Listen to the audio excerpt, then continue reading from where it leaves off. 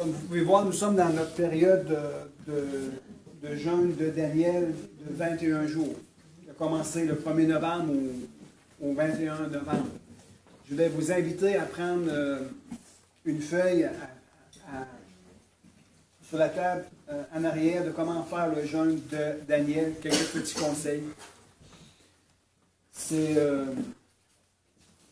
Je pense que lorsque Jésus a dit dans Matthieu 6, quand vous jeûnez, il y a parfois la conviction de l'Esprit de Dieu qui vient sur nos cœurs, qui nous pousse à prendre un temps pour jeûner. Oui, c'est vrai. Ça m'est arrivé, et ça va encore arriver.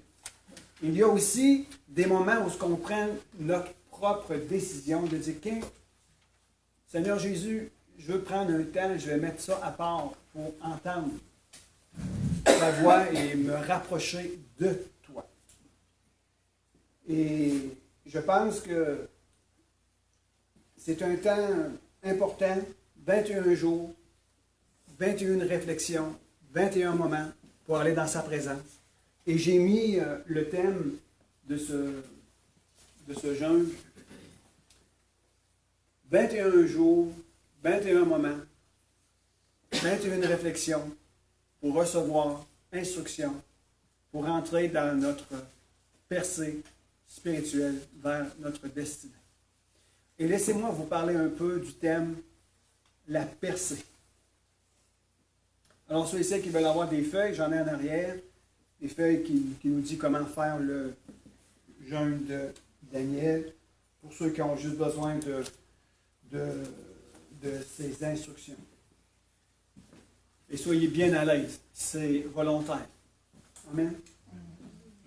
Et le texte de base sur ce jeûne de 21 jours, on le retrouve dans Matthieu 11, 28, 29, que je vais vous lire tantôt. C'est ce que François disait, déchargez-vous. Il faut que l'on apprenne à se décharger. Mais avant de lire Matthieu 11, je veux vous lire l'histoire d'un homme qui pourrait être votre histoire, qui pourrait être votre situation. Et je vais me permettre de l'actualiser dans notre contexte maintenant. Et c'est l'histoire de Josué, dans Josué 1. Et laissez-moi juste ouvrir une parenthèse par rapport au livre de Josué. Le livre de Josué est en quelque sorte le livre des Éphésiens dans le Nouveau Testament.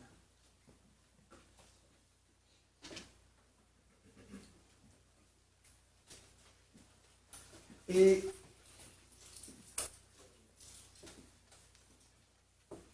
je veux lire cette histoire avec vous.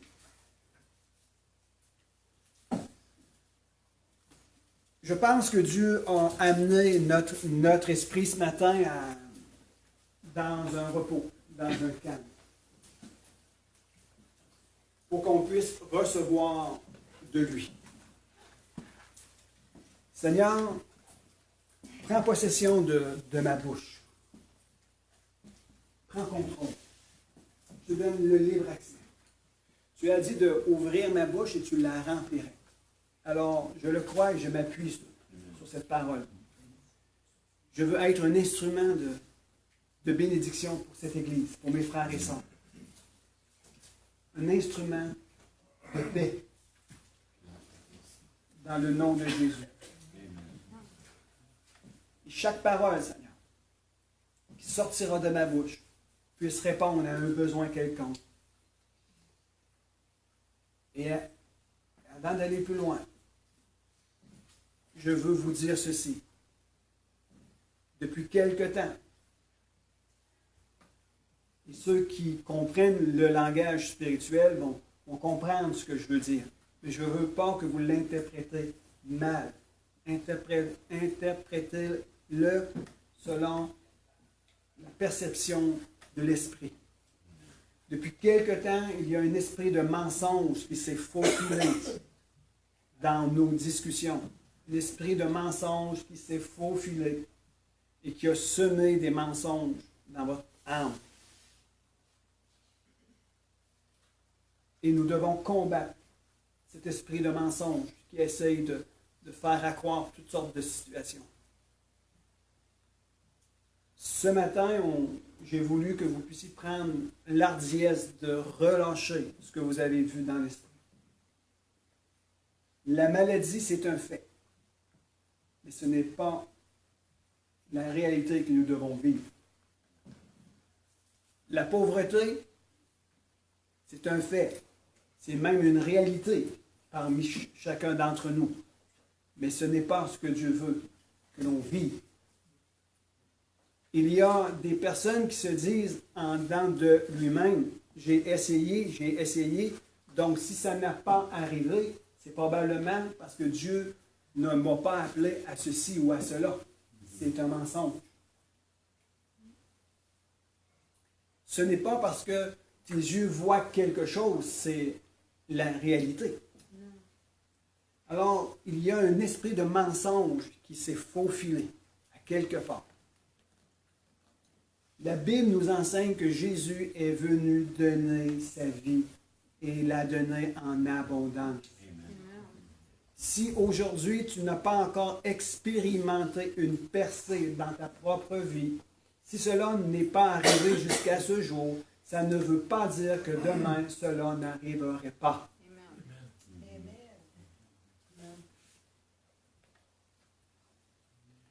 Vous vivez et nous vivons des situations.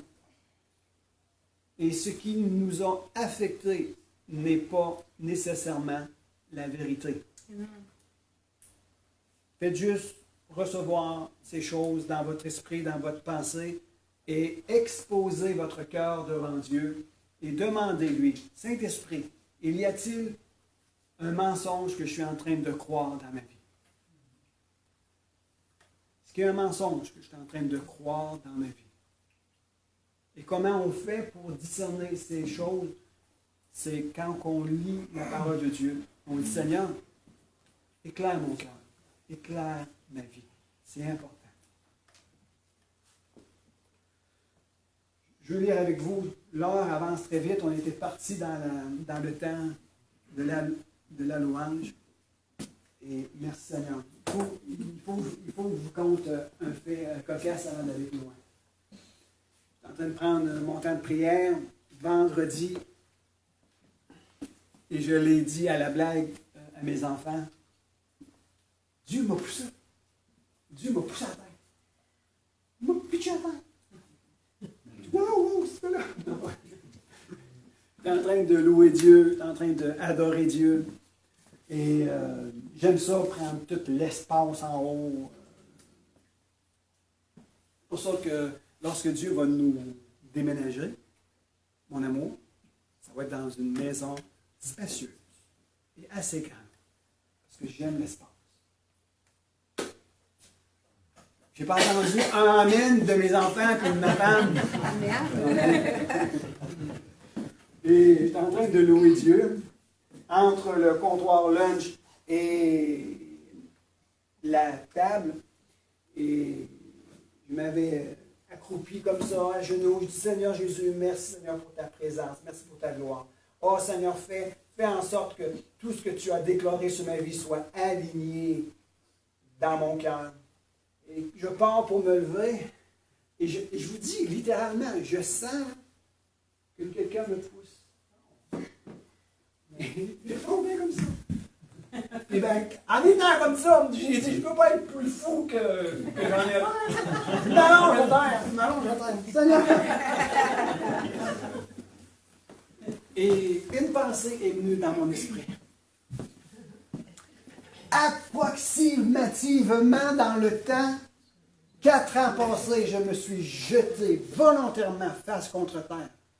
Parce qu'il y avait comme une crainte qui m'avait envahi.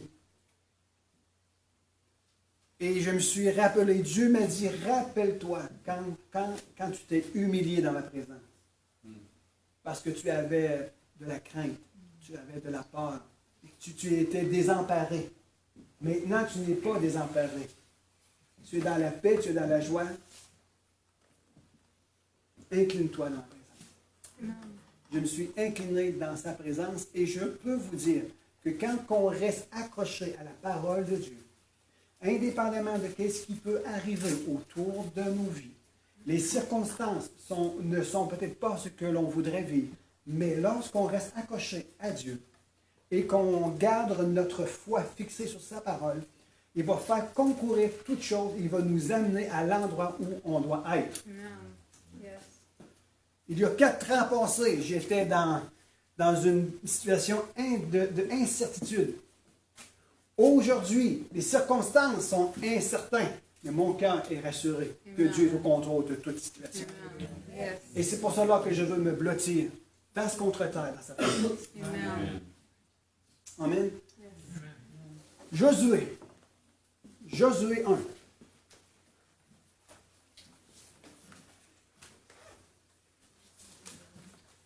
Alléluia. Il y a quelque chose qui doit s'élever au milieu de nous. C'est l'esprit de crainte. En place de notre Dieu redoutable. Un esprit de crainte et d'humilité. Non pas de crainte, peur, crainte de respect envers notre Dieu. Josué 1, je vous lis le contexte. Je vous partage le contexte. Ça dit ceci. L'Éternel parle à Josué et dit, mon serviteur Moïse est mort. À la prochaine. Moïse, mon serviteur, est mort. Maintenant, lève-toi.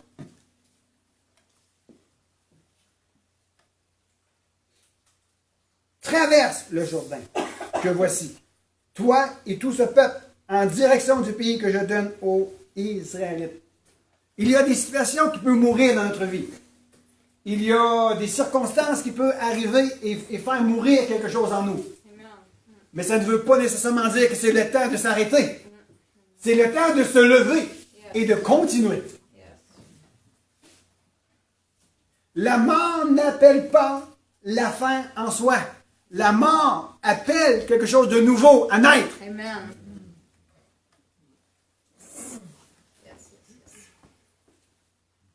Lorsque l'on voit la mort de nos rêves, la mort de notre espoir, ce n'est pas une fin en soi. Ce n'est pas une finalité en soi. C'est peut-être le début d'une réalité plus grande qui est sur le point de naître. Si tu gardes tes yeux fixés sur Jésus, si tu gardes les yeux fixés sur celui qui ressuscite toutes choses. Yes. Amen. Il dit, lève-toi. Lève-toi. Maintenant.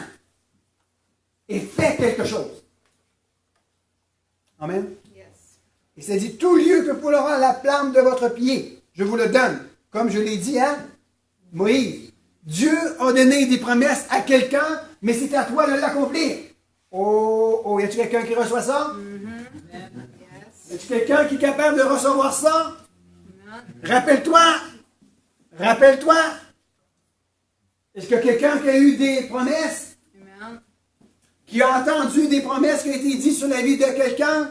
Mais pour une raison ou pour une autre, ils ne sont pas capables de l'accomplir. C'est peut-être parce que c'est toi qui dois l'accomplir, la promesse qui a déjà été déclarée, c'est peut-être toi qui t'es appelé à l'accomplir. Je me rappelle un jour, ma mère a dit, nous avons quitté Montréal pour venir en Gaspésie parce que Dieu nous a appelés à être en Gaspésie. On était en août 69, quand nous sommes revenus en Gaspésie. Et nous avons toujours grandi dans la pensée que ma mère nous a toujours dit que Dieu nous avait choisis pour faire quelque chose en Gaspésie. Amen. Mes parents sont décédés. Elle n'a pas vu le résultat s'accomplir. Eh bien, c'est peut-être moi qui va remplir cette promesse que Dieu a donnée à mes parents. Amen. Accompagné de d'autres frères et sœurs. Qui êtes-vous? Yes. Amen. Vous pouvez vous encaparer des promesses qui ne sont pas accomplies jusqu'à ce jour. Vous pouvez vous encaparer des onctions qui ont été délaissées. Vous pouvez vous accaparer des manteaux d'hommes et de femmes décédés. Il dit, Seigneur, on va continuer, lève-nous. On va avancer dans cette promesse, Seigneur. Amen. Je suppose que le Saint-Esprit veut m'emmener ce matin. Mais c'est lui qui a le volant. Je suis en train de suivre un cours de conduite. Là, je me suis assis sur le siège du passager et je regarde mon Jésus, conduit par son esprit, son Église. Et tout ce que je vais voir faire, c'est ça que je vais reproduire. Tout ce que je vais entendre dire, c'est ce que je vais dire. Amen. Amen. Je vais lire au verset 5. Nul ne tiendra devant toi tous les jours de ta vie. Wow! Pas de la vie de Moïse. Moïse est décédé. Moïse n'est plus là.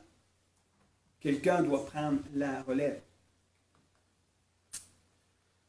Je suis avec toi comme je l'ai été avec Moïse. Je ne te délaisserai pas. Je ne t'abandonnerai pas. Wow! Alors si quelqu'un ici doute que Dieu n'est pas avec lui, que Dieu n'est pas avec elle, Dieu a dit, je ne t'abandonnerai jamais. Et avec Jésus, ce n'est pas juste un feeling. Avec Jésus, ce n'est pas juste du ressentir. Avec Jésus, c'est une relation de confiance. Amen. Jésus a fait une alliance avec nous. Par la croix. Il l'a déposé en nous. Il l'a mis sur nos têtes. Un sceau. Il nous a marqués de son esprit. Et il nous a donné son esprit. Comme les prémices. Ne nous abandonnerai pas. T'abandonnera pas. Il dit, nul ne tiendra devant toi tous les jours de ta vie. Je suis avec toi comme je l'ai été avec Moïse. Je ne te délaisserai pas, je ne t'abandonnerai pas. Et voici maintenant le verset 6. Fortifie-toi et prends courage. Pourquoi? Fortifie-toi et prends courage. Car c'est grâce à toi. C'est grâce à toi que ce peuple prendra possession du pays que j'ai juré à leur père. Car c'est grâce à toi que ce peuple héritera du pays que j'ai juré à leur père de leur donner. Il y a des promesses qui ont été prononcées, dites à nos ancêtres, mais maintenant, c'est à nous d'en prendre possession. Mais la Bible nous dit, il dit, c'est grâce à toi que ta famille va hériter la bénédiction de Dieu. Et il y a un verset dans le Nouveau Testament, dans Acte 16, il dit, crois seulement, toi et ta famille sera sauvée. Toi et ta famille. Il y a en toi une source de bénédiction qui ne demande qu'à jaillir du plus profond de ton être pour répandre la bénédiction et amener les gens autour de ta vie à hériter.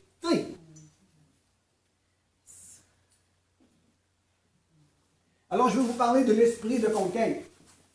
Il y a en nous, il y a en vous, un esprit de conquérant. Il y a en toi un esprit de conquérant. Amen. Nous sommes en quelque sorte des Josué qui est appelé à faire bénéficier les autres de la faveur de Dieu aujourd'hui. Amen. Je vais vous poser une question. Avez-vous déjà désiré gagner? Avez-vous déjà eu des projets pour soutenir quelqu'un? Pour votre propre famille ou pour vous-même? Avez-vous déjà relevé un défi? Avez-vous eu déjà le désir d'aider quelqu'un? Amen. Si oui, cela signifie simplement qu'il y a en vous un esprit de conquérant qui veut faire la différence. Vous êtes appointés. Nous sommes appointés. Tu es appointé pour amener quelqu'un dans sa réussite. Vous êtes appointés en ce moment même de faire la différence pour quelqu'un. Vous êtes appointés à faire rentrer quelqu'un dans sa destinée. Vous êtes et vous avez en vous le plein potentiel pour amener quelqu'un dans un succès. Et si vous amenez quelqu'un dans le succès, c'est votre succès. Et même, vous avez en vous la capacité de rentrer dans votre destinée. Vous l'avez en vous. Pourquoi? L'esprit de gloire repose sur nos vies. L'esprit de celui qui a ressuscité Christ d'entre les morts est avec vous. Vous n'êtes pas moins que Josué a été dans son temps. Je dirais même plus. Vous êtes probablement plus. Parce que Josué était une âme vivante. Et nous, maintenant, en Christ Jésus, nous sommes un esprit vivifiant. Et les promesses de l'Ancien Testament ne sont pas plus grandes que les promesses du Nouveau Testament. Amen. Et sais-tu pourquoi que je te dis cela, que tu es capable de faire la différence dans la vie de quelqu'un et que tu es appointé pour amener quelqu'un dans son plein potentiel? Et même, tu peux en bénéficier toi-même parce que Jésus lui-même a dit, vous êtes le sel de la terre. Amen. Alors, vous pouvez amener de la saveur dans la vie de quelqu'un.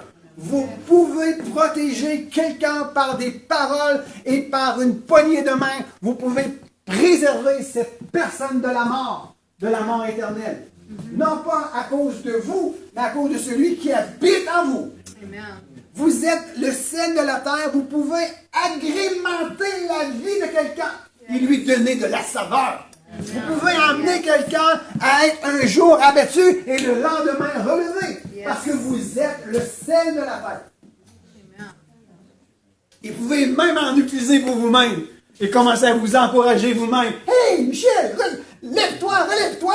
Hey, mon âme, là, arrête donc avec ces bébites-là. Là. Hey, loue ton Dieu. Loue l'Éternel. Hey, mon corps, hey, c'est pas le temps de commencer à me lâcher, là. Ouais, fortifie-toi, c'est le temps. Wouhou! Alléluia! Je les dis, quelle sorte de ça que je fais là matin, lui? Ça, c'est parce que ça, c'est la mentalité du royaume. Amen. Fortifie-toi, mon âme. Yes. Bénis l'Éternel. Que mon âme n'oublie pas les bienfaits de l'Éternel. Amen. Amen. Amen. Je vais être un peu plus posé. Je vais être un petit peu plus posé. OK. Nous pouvons apporter de la saveur aux gens. Nous pouvons amener un ingrédient de succès dans la vie des gens. Dans la vie de nos familles. Jésus a encore dit, nous sommes la lumière du monde. Alors nous pouvons apporter aux gens des solutions. Nous pouvons amener aux gens qui nous entourent une solution. Nous pouvons leur amener une parole de direction. Nous pouvons les amener dans un autre endroit. Pourquoi? Parce que nous sommes la lumière du monde. Nous pouvons les guider au milieu de leurs difficultés. Les gens qui disent que nous ne sommes pas appointés pour vous aider, que nous ne sommes pas capables de vous aider, c'est un mensonge. C'est un mensonge. Parce que celui qui habite en nous, c'est celui qui a relevé les morts. Amen. Yes.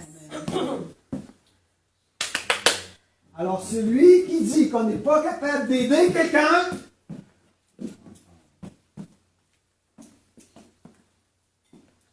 et si vous avez reçu cette parole en vous, que nous ne sommes pas capables d'aider quelqu'un à sortir de leurs difficultés, probablement que si on s'appuie sur nos propres forces et notre propre sagesse, nous ne sommes pas capables. Mais si nous nous appuyons sur l'Esprit de Christ qui habite en nous, sur nous et parmi nous, nous pouvons aider quelqu'un à sortir de leurs difficultés. Amen. Amen. Nous sommes le sel de la terre. Nous pouvons leur amener un ingrédient dans leur vie, un ingrédient de succès. Nous sommes la lumière du monde, nous pouvons les éclairer, les guider dans leurs difficultés. Et je peux vous dire une chose, que quand que vous contribuez au succès de quelqu'un, ça devient votre succès. Et il y a une chose que je veux parler avec vous. Si nous voulons, nous, rentrer dans notre destinée, nous devrions aussi penser à faire entrer quelqu'un dans leur destinée. Je le répète, si nous voulons rentrer dans notre destinée, dans notre plein potentiel, dans notre destinée à nous, nous devons penser que aussi nous devons aider quelqu'un à rentrer dans sa destinée. Et si nous aidons quelqu'un à rentrer dans sa destinée, automatiquement, nous sommes dans notre destinée. Est-ce que vous comprenez? Amen. On aide quelqu'un à rentrer dans la destinée et nous voilà, nous, dans notre destinée. Moi, je suis dans ma destinée. Croyez que vous êtes dans votre destinée. Est-ce que vous me permettez d'aller un petit peu plus loin? Je vais lire le psaume 139.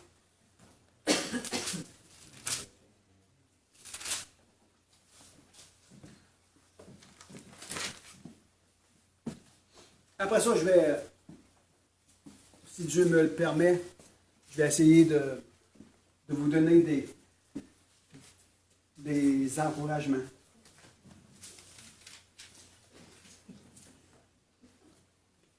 Le psaume 139, je vais lire au verset 13. C'est toi qui as formé mes reins. Est-ce qu'il y a quelqu'un ici qui a des problèmes avec ses reins? Est-ce qu'il y a quelqu'un qui a des problèmes avec ses reins? Non? Personne? Ah, merci Seigneur. Amen. Est-ce qu'il y a quelqu'un ici qui a des problèmes avec ses os?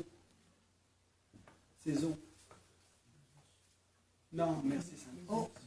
Hein? Des os? C'est l'Éternel qui a formé tes os. Seigneur Jésus, restaure les os, les os. Rétablis les os. Rétablis la moelle. Comment la moelle? La moelle osseuse. Rétablis tout. Rétablis les nerfs, les genoux. Je sens un craquement. Recevez. Recevez, Dieu relâche. Dieu relâche. Comme Zéna a dit, il faut qu'on prenne conscience de l'activité des anges au milieu de nous. Il y a une activité angélique au milieu de nous. Amen. Après qu'on ait enseigné, on va prier pour que le Saint-Esprit soit relâché. Amen. C'est toi qui as formé mes reins, qui m'a tenu caché dans le sein de ma mère. Je te célèbre car je suis une créature merveilleuse. Tes œuvres sont des merveilles. Je suis une merveille. Tu es une merveille. Le monde a cherché les 7 grandes merveilles du monde, mais Dieu t'a trouvé. Voici ma merveille de ma création. N'est-ce pas vrai? C'est toi.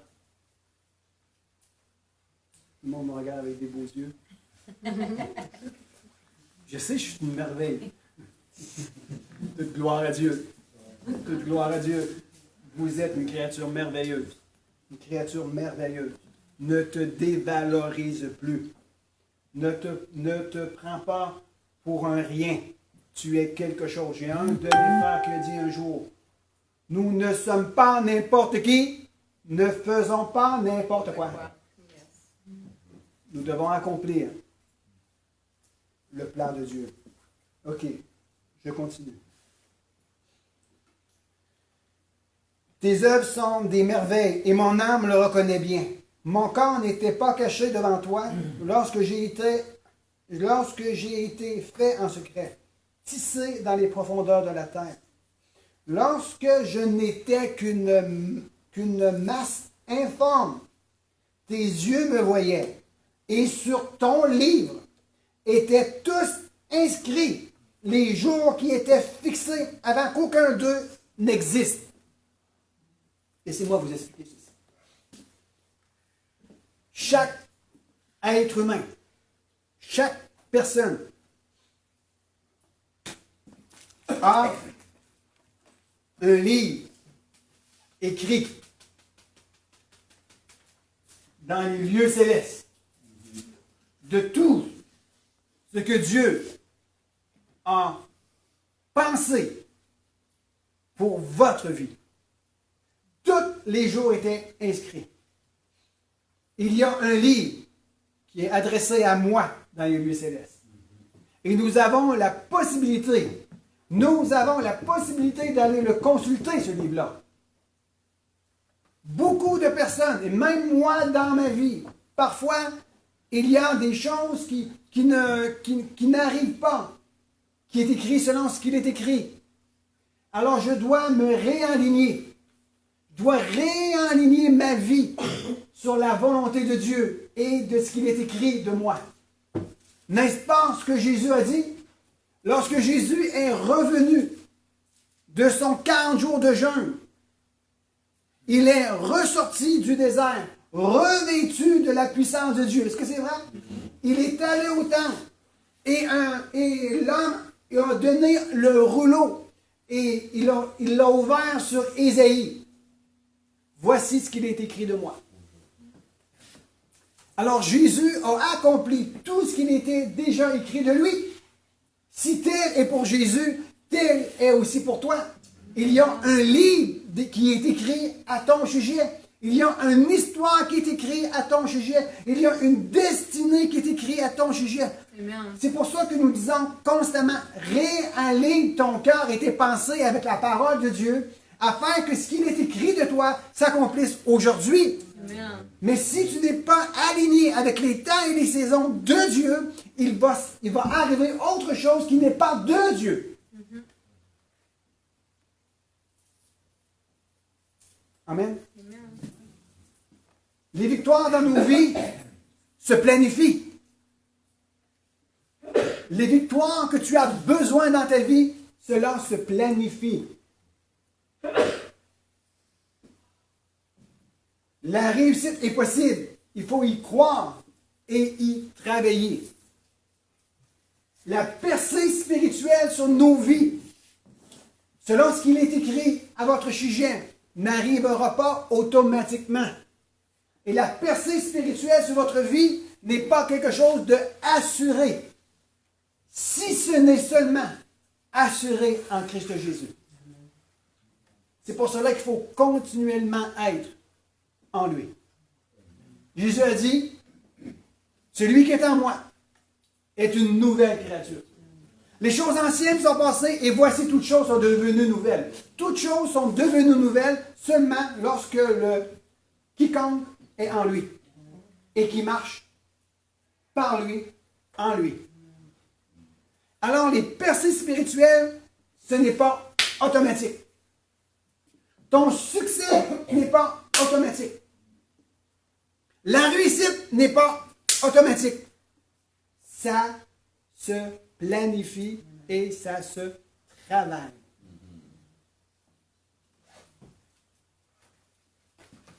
Je retourne dans Josué 1 pour vous donner une confirmation à ce que je suis en train de vous dire.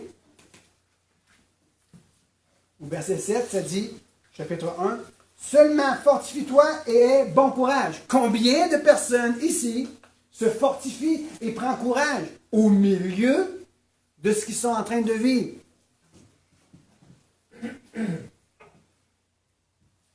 Et ça dit, aie bon courage, en observant et en mettant en pratique toute la loi que t'a prescrite Moïse, mon serviteur. Ne t'en détourne ni à gauche, ne t'en détourne ni à droite ni à gauche, afin de réussir partout où tu iras. Le verset 8, ça dit, ce livre de la loi ne s'éloigne point de ta bouche. Médite-le jour et nuit pour observer et mettre en pratique tout ce qui est écrit. Car c'est alors que tu mèneras à bien tes entreprises, c'est alors que tu réussiras. Ce que je suis en train de vous dire, que la percée spirituelle n'est pas automatique. La réussite n'est pas automatique. Les victoires ne sont pas automatiques. Seulement si.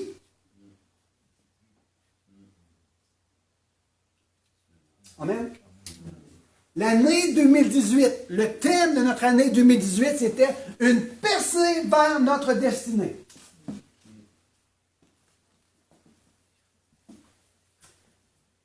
Et probablement que certaines personnes ont eu du succès dans leur vie.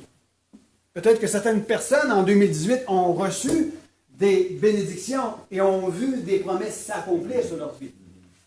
Et j'en donne toute gloire à Dieu.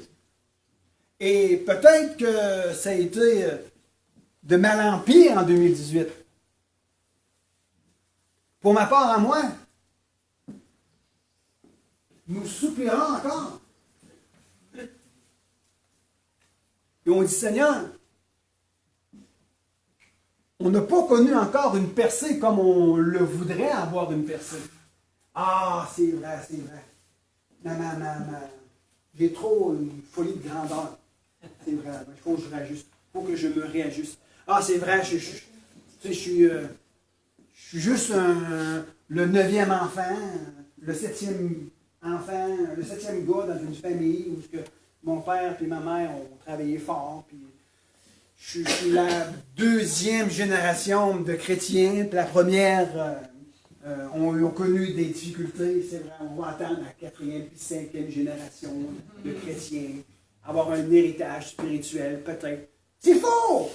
C'est pas vrai! Amen. On n'a pas assez avoir des idées de grandeur, on ne rêve pas encore assez grand. Jésus a dit, je peux faire au-delà même de ce que tu penses, si tu peux imaginer, je peux faire au-delà. Yes. Alors rêvons grand. Alors il se peut qu'on n'a pas atteint notre percée spirituelle. Il se peut. C'est pas même que quand on a commencé à vouloir nous aligner, à se mettre en marche, peut-être qu'on s'est fait bousculer comme dans un jeu de football. Puis que la ligne défensive, pour aller atteindre mon objectif, s'est levée comme des géants contre moi. Probablement, c'est ça qui s'est passé. Probablement qu'on a trafiqué notre eau. Notre eau est devenue empoisonnée, puis qu'on l'a bu sans s'en rendre compte, puis on est comme tombé dans un engourdissement spirituel, je ne sais pas. Peut-être que la communion que j'ai eue avec quelqu'un, dans ce temps et dans ce moment-là, la personne a relâché une parole sans s'en rendre compte, et puis ça a affecté mon âme. Peut-être que je m'attendais à ce que quelqu'un fasse quelque chose pour moi, et puis dans le temps où je l'attendais, il ne s'est pas pointé de main. Je ne sais pas. Plein de choses ont peut-être arrivé. Peut-être. N'oubliez jamais. Je n'aurais pas peur d'un géant, mais j'aurais peur de 100, 125 petits nains. Parce que si les petits nains tombent dans mes jambes, moi, j'ai plus de jambes. Et puis que les petits nains sautent sur moi, je peux en boxer une coupe. Mais ceux que j'ai boxé, ils vont en avoir 50 derrière moi, puis ils vont sauter sur mon dos. Tandis qu'un géant, il est tellement gros, je lance une pierre, puis Dieu s'en occupe. Alors, le problème, ce n'est pas le problème qui est devant nous, mais c'est tous les petits knick-knacks qui sont alentour de nos vies, puis qu'on n'en prend pas toujours conscience, puis qu'on se laisse influencer tout bord et tout côté, et puis qu'on dit « Ah, c'est pas grave ça. Non, mon frère, c'est pas grave. Non, ma soeur, c'est pas grave. » Puis là, on se laisse aller comme ça, puis à un moment donné, quand on est en train de sommeiller un petit peu, pow! Tout le monde arrive. Puis là, on s'aperçoit, quand on sort notre boussole, on a perdu le nord. Et probablement, c'est ça que pour certains, ça allait arriver. Pour ma part, à moi, c'est une partie de vérité que je vous dis, ce que nous vivons. Mais, j'essaye toujours, quand ce n'est pas moi, c'est Serena. Quand ce n'est pas Serena, c'est même mes enfants qui disent « Hey, papa, nous lance. des petites paroles qui nous ramènent. Oups.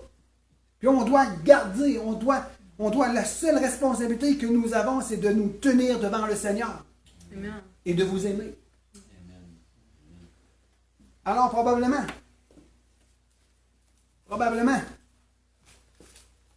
que vous avez perdu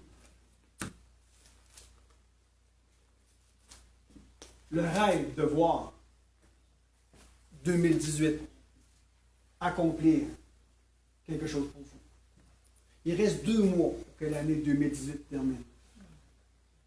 Mais la Bible nous enseigne qu'en 24 heures, il est capable de faire un changement. Yes. Je veux vous terminer avec juste ce verset ici. Matthieu 11. Matthieu 11. Au verset 25. Je vais juste lire le contexte. Puis... En ce temps-là, Jésus prit la parole et dit, « Je te loue, Père, Seigneur de la terre, Seigneur, Créateur des cieux et de la terre, de ce que tu as caché ces choses aux sages et aux intelligents, mais que tu les as révélées.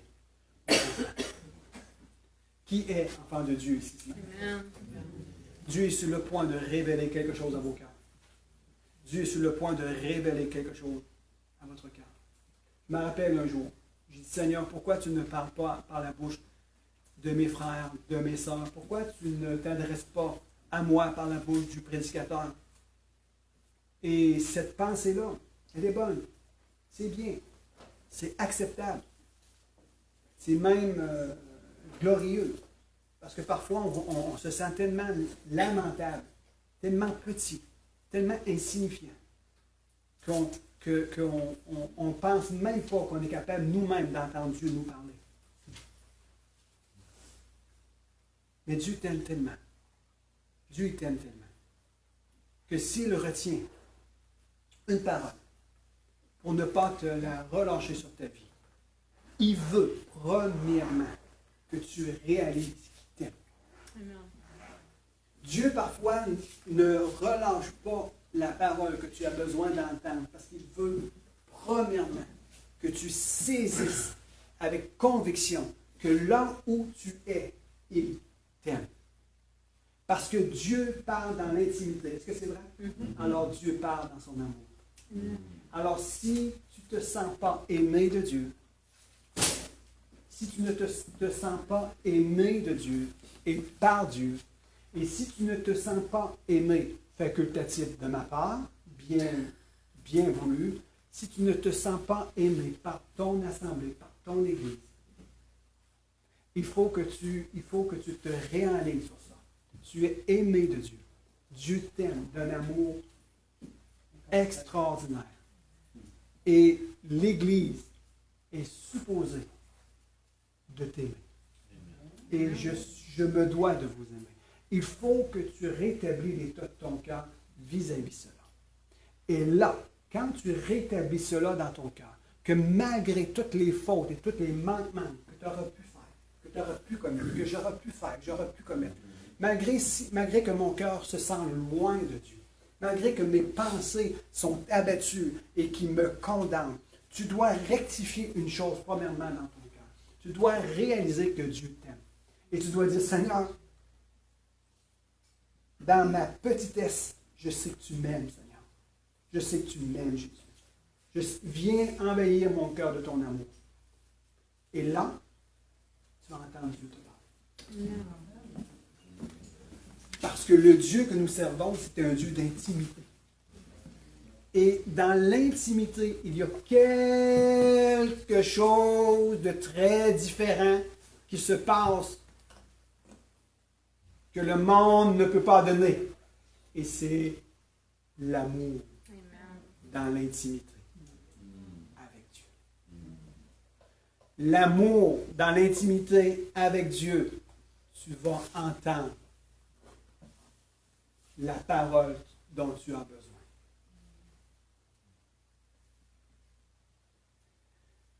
Le temps passe trop vite, je suis désolé.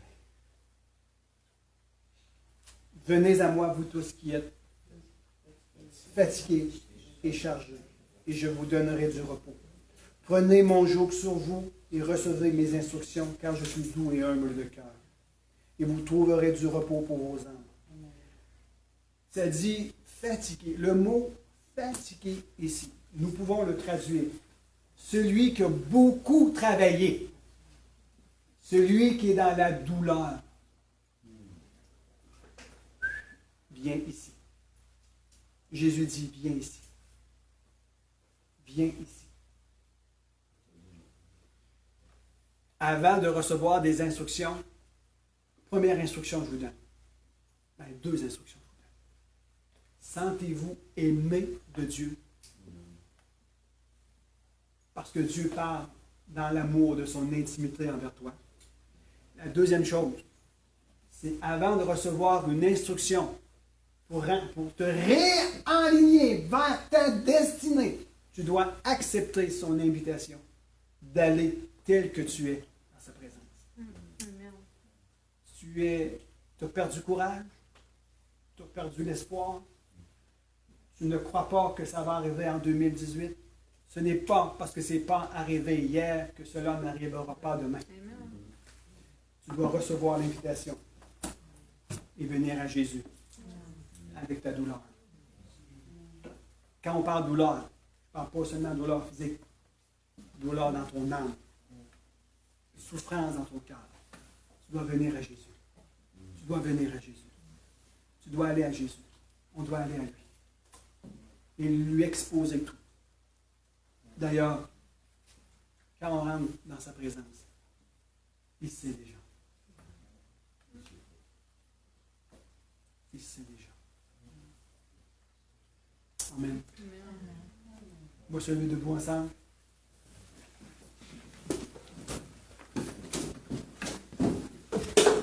Je veux prier pour qu'il y ait une touche du Saint-Esprit tombe sur vos vies ce matin.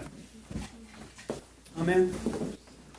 Il y a une touche du Saint-Esprit qui doit tomber sur vos vies ce matin. Comment on fait ça? Je ne sais pas.